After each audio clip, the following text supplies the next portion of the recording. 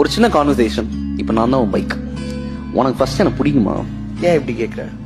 சொல்லு. உன்னைய எனக்கு ரொம்ப ரொம்ப பிடிக்கும்.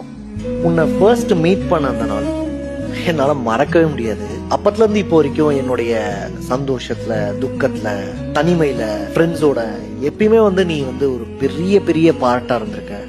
I still remember. நீ அந்த டிவியில் அட்வர்டைஸ்மெண்ட்ல என்னை பார்த்து, ரோட்ல காசே இல்லாம அந்த போஸ்ட் ஆன் வாயை போலன்னு பார்த்து, அதுக்கப்புறமா கொஞ்சம் கொஞ்சமா குருவி சேர்க்கிற மாதிரி காசு சேர்த்து இஎம்ஐல என்னை நீ எடுக்கும்போது எனக்கு அவ்வளோ சந்தோஷமா இருந்துச்சு. ஒருத்தர் என்னை தேடி வராங்களா, என்னை எடுத்து அவங்க லைஃப்ல வச்சுக்கணும்னு சொல்லிட்டு அவ்வளோ ஆசைப்படுறாங்களா அப்படின்னு சொல்லிட்டு ரொம்ப சந்தோஷமா இருந்தேன். அப்போல இருந்து இப்போ வர எனக்கு ஒரு பெரிய ஃபேமிலி கிடைச்சிருக்கு.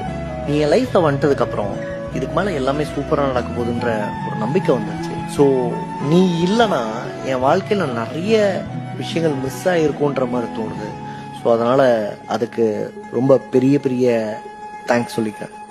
And at the same time நான் உங்ககிட்ட சாரியும் சொல்லணும்னு ஆசைப்படுறேன். ஏன்?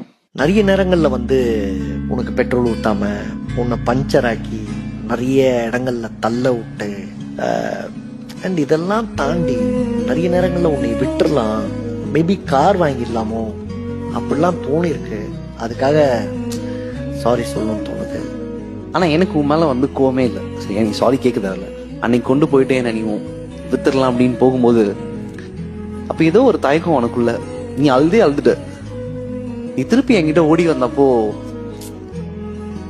எனக்கு அதை எப்படி எக்ஸ்பிளைன் பண்றதுன்னே தெரியல. நான் உங்ககிட்ட ஒன்று கேட்கணுமா? இப்போ கேளு. என்னை விட்டு நீ போயிட மாட்டல? சத்தியமா மாட்டேன்.